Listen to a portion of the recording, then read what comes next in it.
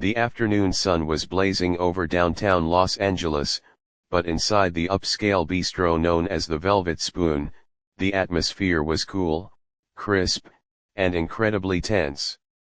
It was a Tuesday, which usually meant a manageable lunch crowd, but today the floor was packed. The clinking of silverware against fine china mixed with the low hum of expensive conversations and the frantic shouts coming from the kitchen. Clara, a waitress in her late 20s, wiped a bead of sweat from her forehead. She had been on her feet for 6 hours straight, her feet throbbing inside her worn-out sneakers. She was carrying a heavy tray of lobster rolls and sparkling water to a table near the window, forcing a smile that didn't quite reach her eyes. She was exhausted, not just from the physical work, but from the constant mental math running through her head. Rent was due in 3 days, her car was making a strange noise she couldn't afford to fix, and the tips today had been surprisingly low. Every dollar counted, and she felt like she was drowning slowly. As she set the food down gently, the little bell above the front door chimed. Usually, Clara wouldn't even look up, but the energy in the room shifted instantly. It was like a wave of silence that washed over the noisy diners. She turned her head and saw him walk in. It was Keanu Reeves. He wasn't wearing a tuxedo or surrounded by bodyguards. He looked, well, normal. He was wearing a simple blue jacket, a t-shirt, and jeans. He had a baseball cap pulled low over his eyes, clearly hoping to blend in. But there was no blending in when you were one of the most famous actors in the world. He held a book in one hand, looking like he just wanted a quiet corner to read and eat a burger. Clara watched him, feeling a strange sense of pity. It must be exhausting, she thought, to never be able to just exist without being stared at. The hostess, a young girl named Tiffany, seemed to freeze for a second before nervously leading him to a table in the center of the room. It was a terrible table. It was right in the open, exposed from all sides. Keanu sat down, placing his book on the table. He smiled politely at Tiffany, but Clara could see the tension in his shoulders. He knew what was coming. Within moments, the whispers started. Phones were being lifted discreetly under menus. The air in the restaurant became electric with excitement. At the table next to him sat a group of 3 men in expensive suits. They were loud, drinking heavy glasses of whiskey, and clearly on a business lunch. At first, they didn't notice him, but then one of them did a double take. His eyes went wide, and he nudged his friends. "No way," the man said, his voice carrying across the room. "That's the guy from that Matrix movie. John Wick." The restaurant's manager, a tall man named Mr. Henderson, marched out of the kitchen. He was a man who cared more about the restaurant's image than anything else. He spotted the celebrity and his face lit up with a greedy sort of smile. He straightened his tie and walked over, not to greet Keanu warmly, but to posture. He stood by the table, talking a bit too loud, making sure other tables saw that he was handling a VIP. Clara watched from the side station as the situation began to spiral out of control. The group of loud men had finished their drinks and, emboldened by the alcohol, decided they wanted a selfie. One of them stood up and walked right over to Keanu's table, hovering over him while the actor was trying to look at the menu. "Hey, big man." "Huge fan," the man boomed. "Can we get a quick pic? My buddies won't believe it." Keanu looked up. He didn't get angry. He just looked tired. He put on a polite face and said, "I'm actually just trying to grab a quick bite to eat, maybe later." The man laughed, brushing off the rejection. "Come on, it'll take 2 seconds. Don't be like that." He pulled his phone out, the camera flash already turning on, blinding Keanu slightly. Clara looked around for Mr. Henderson. Surely the manager would step in and protect the privacy of a guest, but Henderson was busy scolding a busboy for dropping a fork near the entrance. He was deliberately ignoring the scene at Keanu's table because he didn't want to risk kicking out the loud men who were spending a lot of money on whiskey. He valued the paying customers more than the comfort of the movie star. The loud man wasn't giving up. He waved his friends over. Now, 3 large men were crowding around Keanu's small table. They were blocking the aisle, making it hard for other waitresses to get through. The other diners were staring, some even pulling out their own phones to record the interaction. It was turning into a spectacle. Keanu was physically cornered, pressing his back against the velvet booth, trying to shrink away. He closed his book, realizing lunch wasn't going to happen. Clara felt a spark of anger in her chest. It wasn't right. Everyone deserves to eat in peace, famous or not. She looked at Mr. Henderson one last time, but he was still yelling at the kitchen staff through the window. He was useless. Taking a deep breath, Clara grabbed a large menu and a folded tablecloth. She walked briskly toward the commotion. Her heart was pounding, but she kept her face calm. "Excuse me, gentlemen," Clara said, her voice firm but polite as she stepped between the drunk businessmen and Keanu's table. She used her body as a shield. "You are blocking the service aisle. I need to get these orders to the kitchen. Just one picture, sweetheart, then we'll move," the ringleader said, winking at her. "I'm afraid we have a strict policy on harassing other guests," Clara said, her voice dropping an octave, sounding much more serious than she felt. "If you can't return to your seats, I will have to ask you to leave. And I really don't want to call security and ruin your lunch meeting." The men looked at her, surprised by her backbone. The ringleader huffed, looking at his friends. "Fine, fine. We're going. No need to be a buzzkill."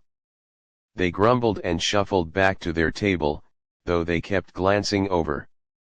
Clara turned to Keanu. He looked up at her, his eyes wide with relief. "I am so sorry about that," Clara whispered. "They've had too much to drink. And this table, it's a fishbowl. Everyone is staring." Keanu let out a long breath and gave her a small, genuine smile. "Thank you," he said softly. "I was about to make a run for it." "You don't have to run," Clara said, feeling a sudden burst of confidence. "We have a private booth in the back. It's usually for staff breaks or storage, but it has a door. It's quiet. No one goes back there." Keanu looked at her, really looked at her, assessing if she was serious. "You'd do that? I don't want to get you in trouble." "I'm already in trouble just by being here on 6 hours of sleep," Clara joked, though she wasn't really joking. "Come on. Grab your book." Without waiting for a reply, she signaled him to follow her. She could feel the eyes of the entire restaurant burning into her back. The other waitresses watched with jealousy as she guided the famous actor away from the VIP section and toward the dark, narrow hallway that led to the restrooms and the break room. She opened a heavy wooden door marked private and led him into a small, cozy alcove. It was dusty and had a few boxes of napkins stacked in the corner, but it had a small table with a checkered tablecloth and a single candle in an old wine bottle. It was away from the noise, away from the cameras, and away from the chaos. Keanu sat down, his shoulders finally dropping 3 inches. He looked like a deflating balloon. "This is perfect," he said. "Honestly, thank you. You have no idea how much I appreciate this." "It's no problem," Clara said, pulling out her notepad. "Can I get you that burger or something else on the house, of course?" "Well, sort of. I can't actually afford to pay for it, but I'll put it on a discount code." Keanu laughed, a real, warm laugh. "A burger sounds amazing. And a water, please." "Still water?" Clara nodded and turned to leave. As she touched the doorknob, she heard him speak again. "Hey," he said. "What's your name?" She turned back. "I'm Clara." "Thank you, Clara," he said. "You're a good person. The world needs more people who just do the right thing without expecting something in return." Clara felt her cheeks get hot. She wasn't used to praise, especially not from movie stars. "Just doing my job, sir." "No," he said, shaking his head. "You did more than the job. Have a good shift, Clara." She walked back out into the noisy restaurant, closing the door behind her. For a moment, she felt great. She felt like she had actually made a difference in someone's day. She hummed to herself as she walked toward the kitchen to put in the order. She didn't notice Mr. Henderson standing by the bar, his face purple with rage, his eyes locked on her. He had seen everything. He had seen her leave her section, he had seen her confront the paying customers, and most importantly, he had seen her take the restaurant's most famous patron to a hidden room without his permission. In his mind, she hadn't just helped a customer, she had stolen control of the floor. And in a place like the Velvet Spoon, that was a firing offense. Clara walked into the kitchen, feeling good, completely unaware that her world was about to collapse in the next 10 minutes. The act of kindness that made her feel like a hero was about to become the reason she lost her livelihood. The kitchen door swung shut behind Clara, cutting off the noise of the dining room and replacing it with the chaotic symphony of the chefs. The air here was thick with the smell of grilled garlic, sizzling butter, and the sharp tang of vinegar. Clara leaned against the stainless steel counter for a second, closing her eyes and letting out a long, shaky breath. Her heart was still racing a little bit from the confrontation with the rude customers, but mostly, she felt a warm glow of satisfaction. She had actually done something good today. In a job that usually felt like an endless cycle of carrying plates and wiping spills, she had made a real difference for another human being. She grabbed the ticket pad and scribbled down Keanu's order: cheeseburger, medium well, no onions, side of fries. Still water. She walked over to the pass-through window and slapped the ticket down on the metal spinner. "Chef, order for the back room," she called out. Chef Roberto, a big man with a red face and a mustache that looked like it could hide a pencil, looked up from his grilling. He raised an eyebrow. "The back room, that's for cleaning supplies and crying waitresses, Clara." "Who are we feeding back there?" It's a VIP, Clara said, keeping her voice low so the other staff wouldn't overhear and start gossiping. He needed some quiet. The guys in the suits were harassing him. Roberto chuckled, shaking his head as he tossed a patty onto the grill. "Only you, Clara. Only you would take the most famous guy in the city and hide him in the closet with the napkins. All right, I'll make it the best burger he's ever had." Clara smiled. "Thanks, Roberto. I owe you." As she waited for the food, she allowed her mind to drift to her finances for just a moment. It was a habit she couldn't break. With the tips she made yesterday, plus what she hoped to make today, she might be able to cover the late fee on her electricity bill. The thought of the lights staying on made her feel lighter. She picked up a clean cloth and began to polish the water glasses for the back room, humming softly to herself. She felt like she was floating. But back on the floor, the atmosphere had curdled. Mr. Henderson, the manager, stood like a statue near the bar. His eyes were darting around the restaurant, scanning the faces of the diners. He was looking for someone specific.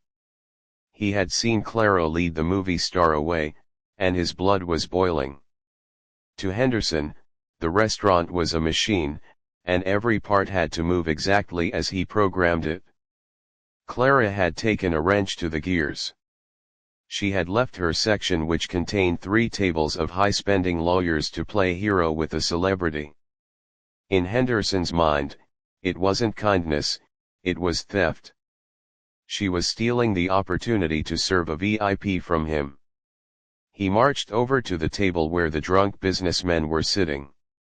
They were grumbling, looking annoyed, and somewhat embarrassed. "Everything all right, gentleman?" Henderson asked, his voice smooth as oil. "The service here is terrible," the ringleader complained. "Your waitress just abandoned us. And she was rude. We wanted to say hello to the actor, and she chased us away like we were dogs." Henderson's jaw tightened. He put on a look of exaggerated concern. "I am so sorry to hear that. That is not the standard we hold at the Velvet Spoon. Please, accept a round of desserts on the house. I will deal with the staff member personally." Satisfied, the men went back to their drinks. Henderson turned on his heel, his face twisting into a scowl. He adjusted his cufflinks, a nervous tic he had when he was losing his temper. He marched toward the kitchen, his shoes squeaking loudly on the polished floor. Just as Clara was picking up the tray with the burger and the water, the kitchen door burst open.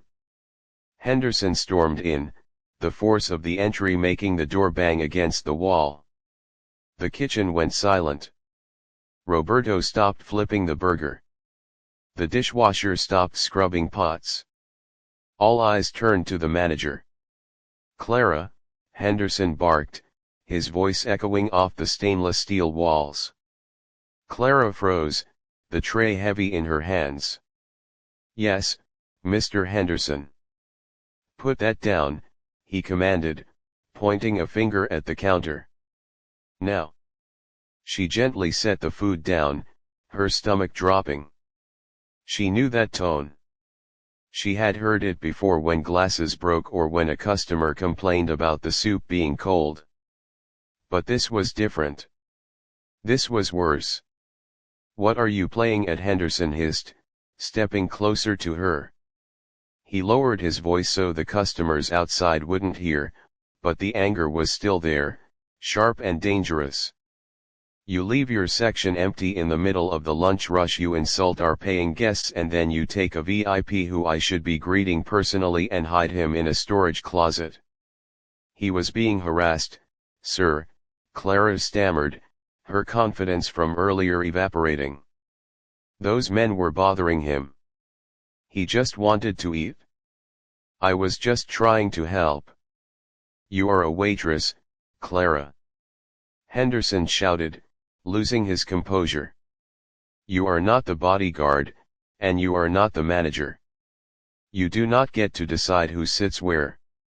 You do not get to decide which customers are important. Do you have any idea how much money those men in the suits spend here every week, and you chase them away to serve, what, a burger in a closet?" Clara felt her face burning with shame. The other staff members were looking away, pretending to be busy, but she knew they were listening. I thought it was the right thing to do," she whispered. "The right thing to do is your job." Henderson spat. "And since you seem incapable of doing that, I don't need you here anymore." Clara's head snapped up. "Wait, what?" "You're fired," Henderson said coldly. "Clear out your locker. Get your things and get out. I won't have insubordination in my restaurant." "But, my rent," Clara thought, panic seizing her chest. "Please, sir, it was one mistake." I've worked here for 2 years. I've never been late. Please don't do this. I've made my decision, Henderson said, turning away from her. I want you off the floor in 5 minutes. Just then, the door to the back room opened. Keanu Reeves stepped out into the hallway. He had heard the shouting. He stood there, looking confused and concerned. He saw Clara, pale and trembling, and the red-faced manager looming over her. Is everything okay? Keanu asked, his voice calm but firm. Henderson stopped. He pasted a fake smile on his face and turned to face the actor. Mr. Reeves? So sorry about the noise. Just a small, personnel issue. We are handling it. Your food will be right out. Keanu ignored him. He looked at Clara. Clara, are you all right? Clara couldn't speak. If she opened her mouth, she was going to cry. She just looked down at her shoes. She's leaving, actually, Henderson said, stepping between them. She has been let go for her behavior today. Keanu's eyes narrowed. Let go because she moved me to a quiet table because she stopped those guys from bothering me. Henderson scoffed. Sir, you don't understand the restaurant business. She abandoned her duties. She was rude to other guests. We have standards here. I assure you, you will be much better served by our senior staff. Keanu looked at the manager, really looking at him. He took a step forward.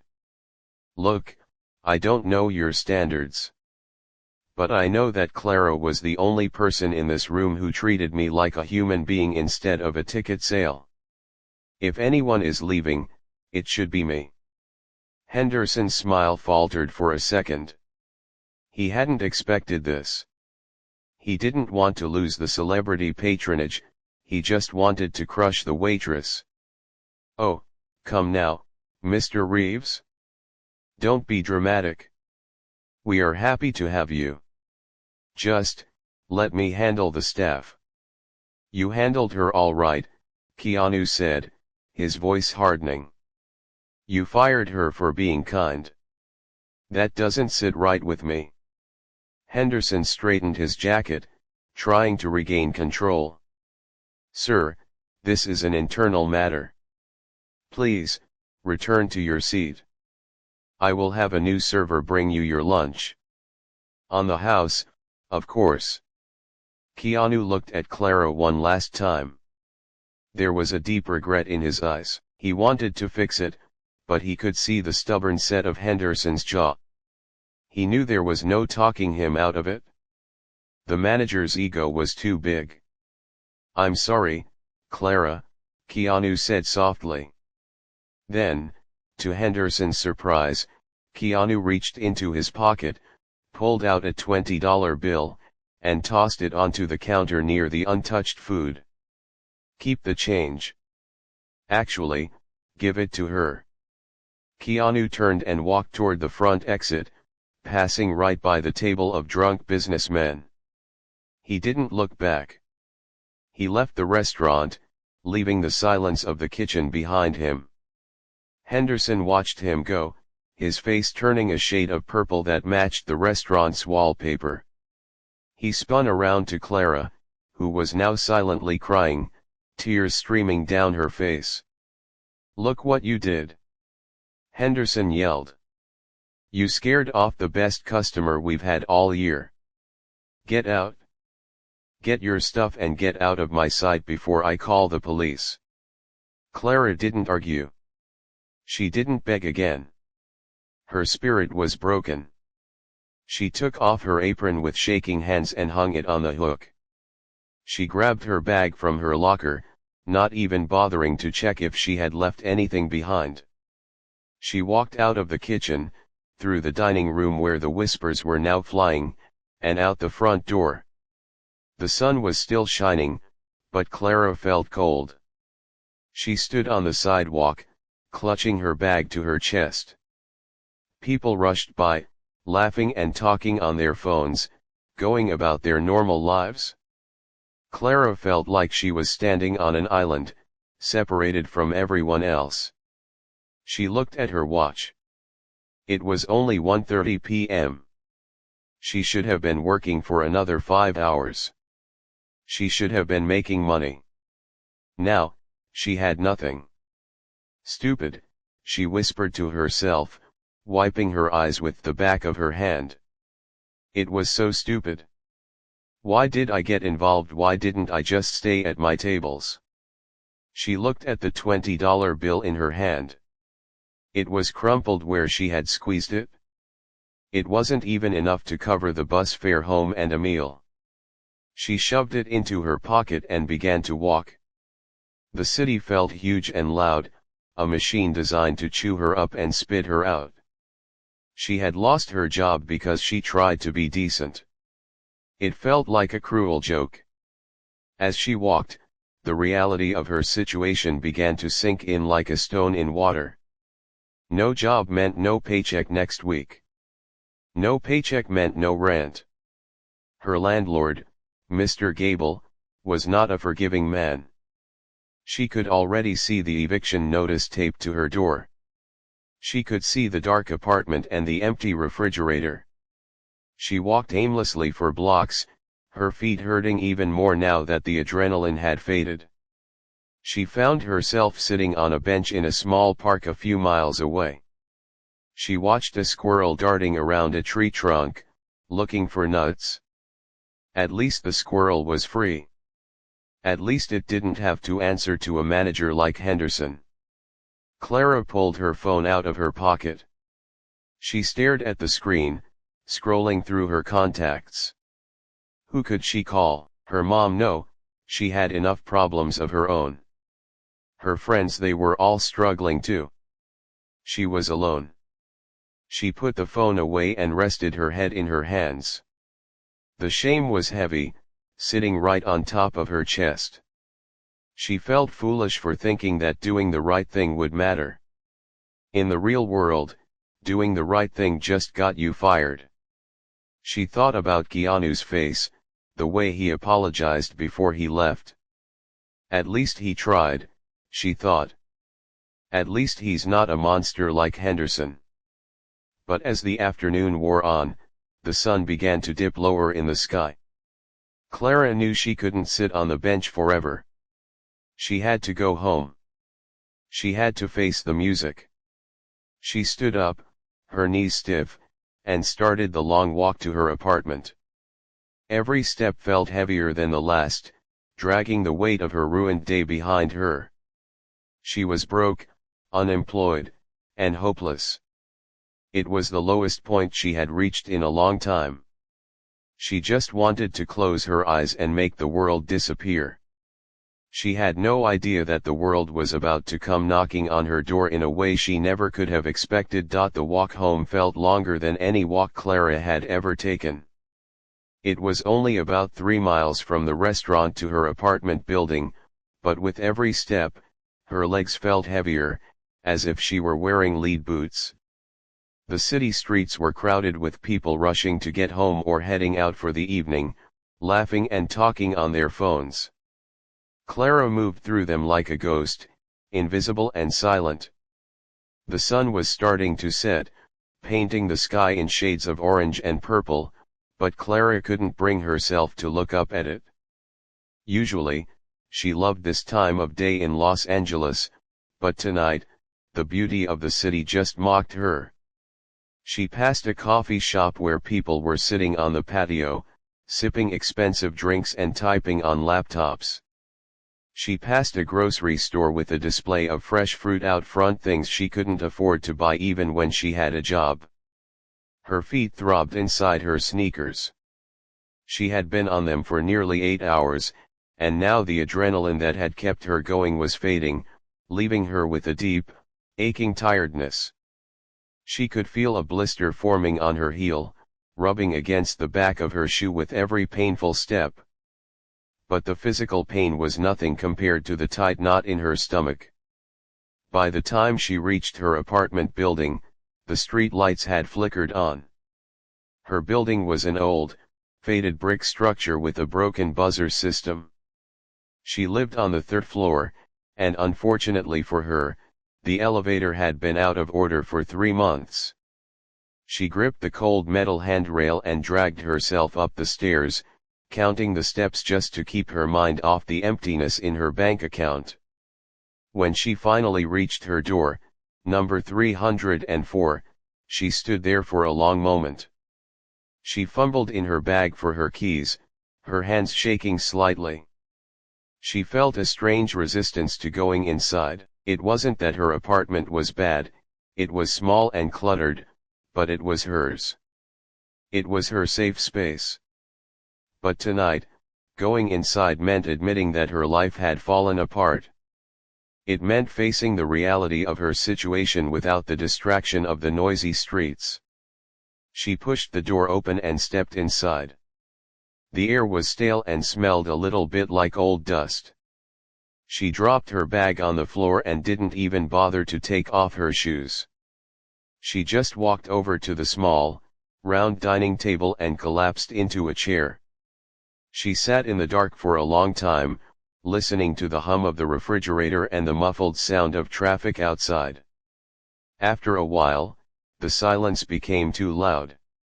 She stood up and turned on a lamp, bathing the room in a soft, yellow glow. Her eyes immediately landed on the stack of bills on the counter. The electric bill, the phone bill, the car insurance notice. They looked like monsters waiting to attack her. She sat back down and pulled her phone out of her pocket. Her thumb hovered over the banking app. She didn't want to look. She knew what the number would be, and seeing it in black and white would make it real. But she had to know. She took a deep breath and tapped the screen. The app loaded slowly. When her balance appeared, Clara let out a shaky breath. 127.45. She stared at the number, feeling the blood drain from her face. Rent was $1,200 a month, and it was due in 3 days. She had been counting on the tips from the last few days to push her balance up to at least $800 so she could pay the landlord a partial payment and beg for more time. Now, she had nothing. She couldn't even pay for a week's worth of groceries, let alone rent. A wave of panic washed over her, hot and suffocating. Her heart started racing. She put her head in her hands, her fingers tangling in her hair. "Think, Clara, think," she whispered to herself. Could she borrow money? She scrolled through her contacts. Her mom was living on Social Security and barely scraping by in a small town in Ohio. Calling her would only cause more worry. Her best friend from high school had just lost her job too. Clara didn't have any rich uncles or generous grandparents. She was alone in this. She stood up and began to pace the small room. Maybe she could get a job tomorrow. She could go to the coffee shops, the diners, the retail stores. But looking for a job took time. Getting hired took a week or two.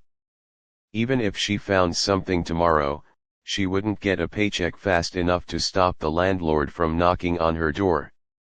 She stopped pacing and looked at herself in the mirror hanging on the wall.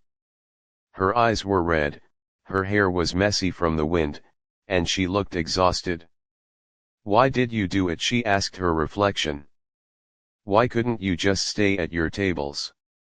Regret was a bitter pill to swallow. She replayed the scene in the restaurant for the 100th time. She saw Mr. Henderson's face, purple with rage. She saw the smiling faces of the rude customers. And she saw Keanu Reeves? The thought of Keanu made her pause. She thought about the look in his eyes when she showed him the back room. He had looked so relieved, so grateful. He had called her a good person. Was she a good person? She felt like a fool. A good person with a job pays their rent. A good person with a job buys food. Being a good person didn't put gas in the car. I was stupid, she said out loud. The anger flared up again, not at Mr. Henderson, but at herself. He's a millionaire. He doesn't need my help. He could have bought that restaurant if he wanted to. I risked everything for someone who doesn't even know my last name. She sat back down at the table and opened her laptop. The screen glowed blue in the dim room. She navigated to a job search website and typed in server and hostess. A list of results appeared. She started clicking on them, her fingers flying across the keyboard as she filled out application after application. Name, Clara. Experience, 3 years. Availability, anytime. She applied to a pizza place, a steakhouse, a hotel bar, and a diner downtown. She spent 2 hours doing it, her eyes burning from staring at the screen. But with every application she sent, she felt a growing sense of hopelessness. There were hundreds of people applying for these jobs. She had no references now, thanks to Mr. Henderson. If anyone called the Velvet Spoon to ask about her, he would destroy her. He would tell them she stole, or that she was rude to customers. She was blacklisted before she even started. Around 9 p.m., her stomach gave a loud, painful growl. She realized she hadn't eaten anything all day except a piece of toast in the morning. She went to the kitchen and opened the fridge. It was mostly empty, save for a jar of pickles, some hot sauce, and a half-empty carton of milk. The freezer had a box of frozen waffles and a bag of peas. She took out the waffles and put them in the toaster. As she waited for them to cook, she leaned against the counter and stared out the window at the city lights. The world was so big, and she felt so small. It seemed unfair that life could be so fragile. One moment you have a job, a plan, a future. The next moment, you're eating frozen waffles for dinner, wondering if you're going to be homeless in a week. She ate the waffles dry, standing up, not even bothering to sit down. They tasted like cardboard, but she forced them down anyway. She needed the energy. She needed to keep going, even though she felt like crawling into bed and never waking up. By 10:30 p.m., she couldn't keep her eyes open anymore. The stress of the day had drained every ounce of energy from her body. She turned off the lamp and climbed into bed. The sheets were cold, and she curled up into a ball, trying to get warm. Sleep didn't come easily. Her mind kept racing. She worried about Mr. Henderson telling the other managers in the area not to hire her. She worried about the landlord, Mr. Gable, pounding on the door at 8 a.m. demanding money. She worried about her car breaking down on the freeway. She tossed and turned, her pillow feeling too lumpy, the blanket feeling too thin. Every time she closed her eyes, she saw the angry face of her former boss. She heard the sound of the restaurant door slamming shut behind her. At one point, she drifted into a light, fitful sleep. She dreamed she was back in the restaurant, but it was empty. All the tables were gone. There was no food, no people, just endless rows of empty chairs. Mr. Henderson was there, standing at the far end of the room, pointing at her and laughing. She tried to run, but her feet were stuck to the floor. She looked down and saw roots growing out of her shoes, anchoring her to the spot. She screamed for help, but no sound came out. She woke up with a gasp, her heart pounding. The room was dark. She looked at the clock on her nightstand. 3:14 a.m. She lay there, staring at the ceiling, listening to the sound of the neighbor upstairs walking around. The apartment felt like a prison cell. The silence was heavy and oppressive. She felt a tear slide down her cheek and wet her pillow. "I don't know what to do," she whispered into the dark. "I really don't know what to do." There was no answer. Just the hum of the refrigerator and the distant sound of a siren wailing in the city below. She felt completely alone. The kindness she had shown earlier that day felt like a distant memory, a foolish mistake from a different life. The reality of the present was cold and hard. Clara closed her eyes again, not because she wanted to sleep, but because she didn't want to see the empty room. She just wanted the night to be over. She dreaded the morning, knowing that when the sun came up, the problems would still be there, waiting for her. She was at the bottom, and she had no idea how to climb back up. She pulled the blanket tighter around her shoulders, shivering, and waited for the long, slow hours to pass until morning. The morning light that filtered through the thin blinds of Clara's apartment didn't feel warm or inviting. It felt harsh and exposing, like a spotlight shining on a mess she didn't want to clean up. Clara opened her eyes and stared at the ceiling fan, which was spinning slowly, making a quiet clicking sound with every rotation. For a few seconds, she felt normal. She forgot about the restaurant, the shouting, and the firing. But then, reality rushed back in like a cold wave. She sat up in bed, her head throbbing slightly. She hadn't slept well. Her dreams had been a jumbled mix of angry faces and empty wallets. She rubbed her face with her hands, trying to wake herself up, but her limbs felt heavy, as if they were made of lead. She swung her legs over the side of the bed and sat there for a long moment, just staring at her worn-out sneakers. Today was Wednesday. Usually, she would be rushing right now, throwing on her uniform and chugging a cup of coffee to get to the restaurant by 10 a.m. for the prep shift. But there was no rush today. There was nowhere to be. That realization was more painful than the headache. She stood up and walked to the small kitchenette. The apartment was quiet, too quiet. She opened the cupboard and took out the jar of instant coffee. She measured the powder carefully, trying to make it last. Every scoop was money. As she waited for the water to boil in the microwave, she looked around her tiny home. It was cluttered but cozy. There were second-hand books stacked on the floor, a few plants on the windowsill that were struggling to stay alive, and a quilt her grandmother had made thrown over the couch. It wasn't much, but it was hers. And now, she felt like she was on the verge of losing it. The microwave beeped, snapping her out of her thoughts. She stirred the coffee and took a sip, grimacing at the bitter taste. She sat down at the table with her laptop. She had to keep trying. She couldn't just sit here and wait for the eviction notice. She opened the job search sites again, refreshing the page, hoping something new would pop up. A few new listings had appeared since last night. A cashier at a gas station. A dishwasher at a diner. A stockroom associate at a clothing store. She applied to them all, typing the same information over and over again. But with every click of the submit button, she felt a sinking feeling in her stomach. These jobs paid less than what she was making at the bistro.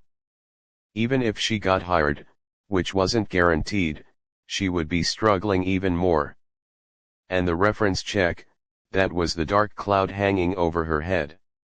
If any of these places called the Velvet Spoon, Mr. Henderson would tear her apart. Around 9 a.m., a heavy silence fell over the building. It was that specific time of morning when most people had already left for work, and the neighborhood was holding its breath. Clara was just finishing a desperate cover letter to a bakery downtown when she heard a sound. Knock. Knock. Knock. The sound was sharp and loud. It echoed through her small apartment. Clara froze. Her heart instantly jumped into her throat. She knew that knock. It wasn't the mailman who usually just slipped things through the slot. It wasn't a neighbor asking for sugar.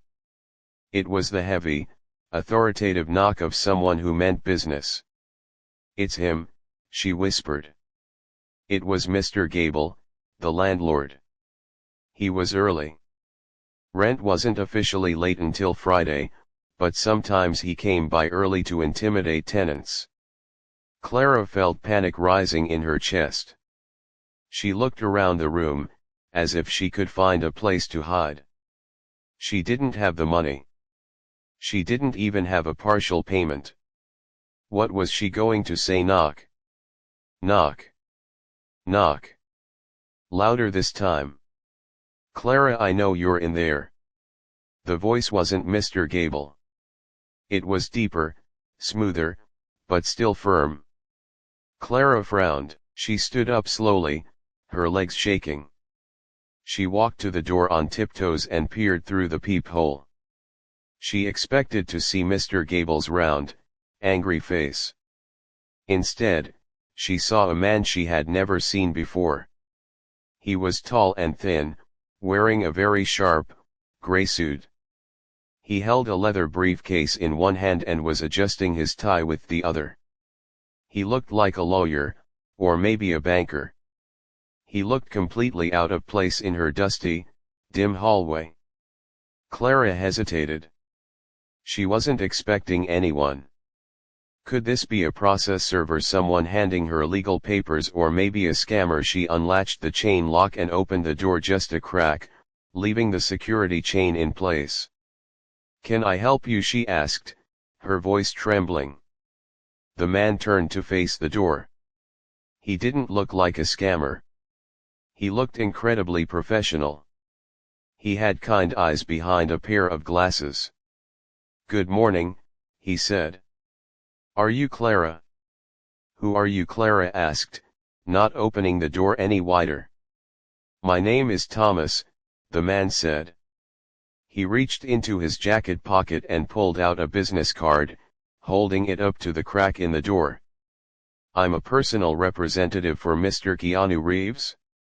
Clara stared at the card. It was simple, white, with black text. It looked real, but her brain couldn't process what he was saying. "Mr. Reeves," she repeated, feeling stupid. "Keanu Reeves?" "Yes," Thomas said.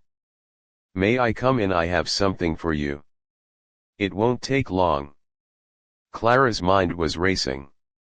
Why would a movie star send a representative to her apartment? Was this about the restaurant? Was Mr. Henderson suing her? Did Keanu think she had set him up? A million paranoid thoughts flashed through her mind. But looking at Thomas, he didn't seem threatening. He seemed calm. She slowly took the chain off and opened the door. She stepped back, clutching her robe around her. Okay. Please come in."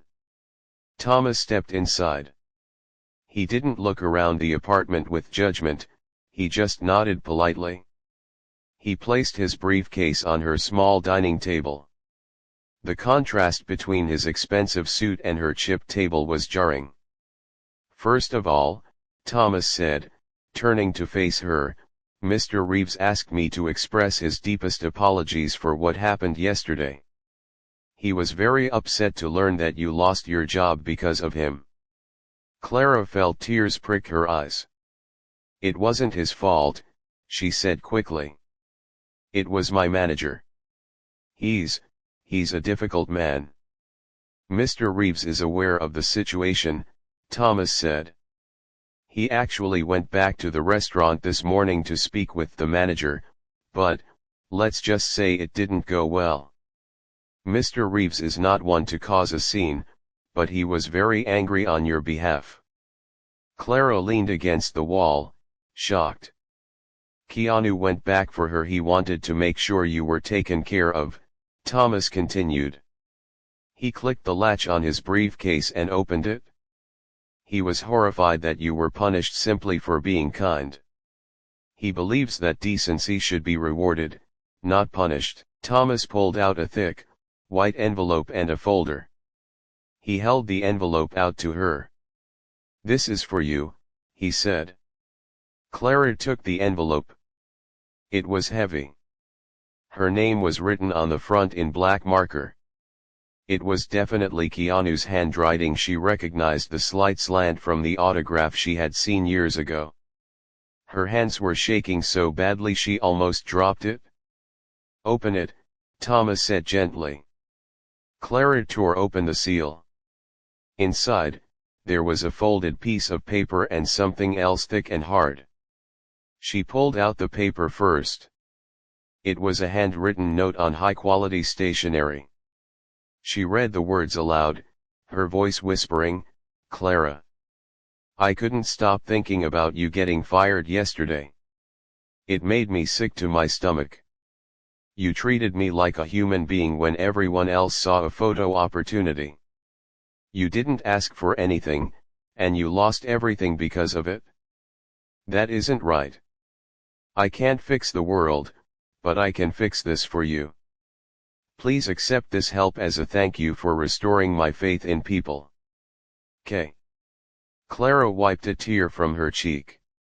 The note was sweet, more than she deserved. But then, she looked at the other item in the envelope. She pulled it out. It was a check. Clara gasped. She looked at the numbers, blinked, and looked again. The check was made out to her for $50,000. $50,000. Clara's knees gave way, and she slumped against the wall. She looked up at Thomas, her mouth open.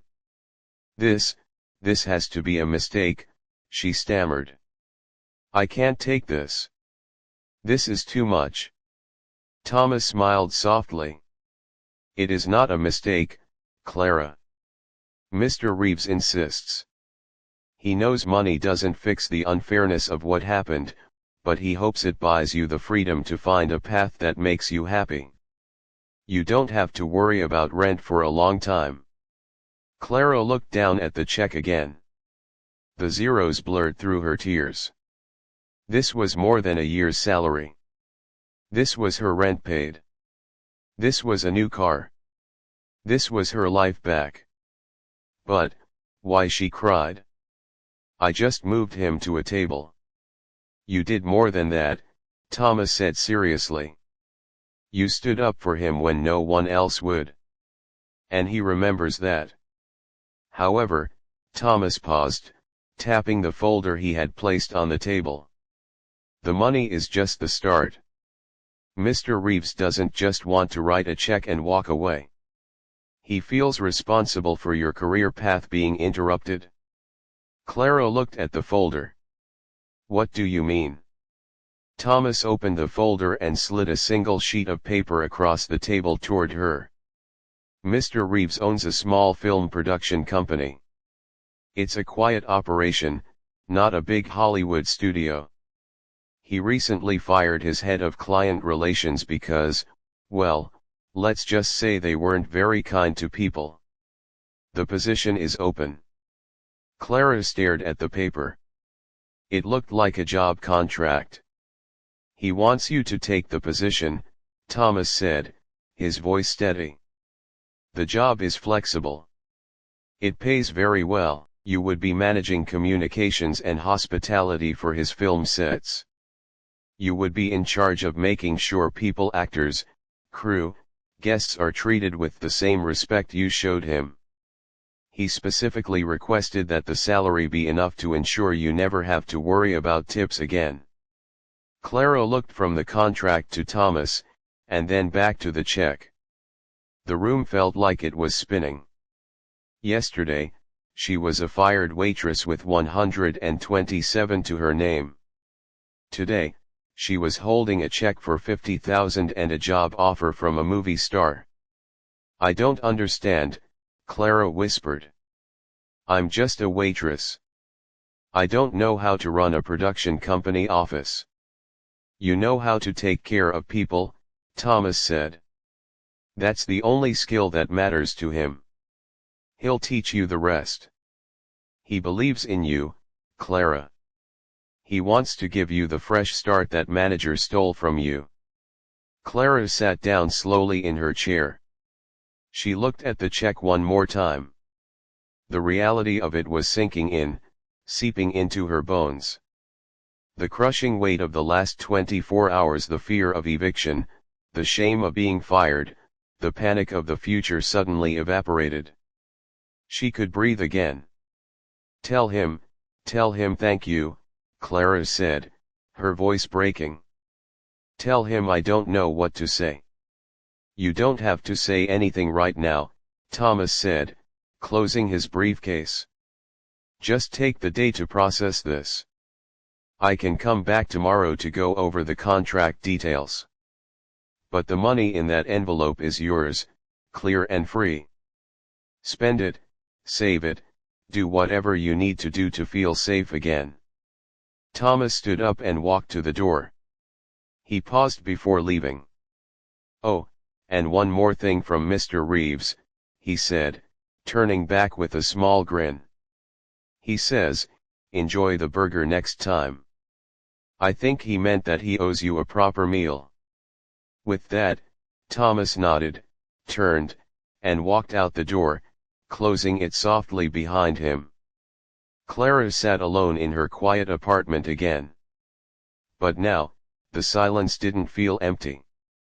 It felt full of possibility.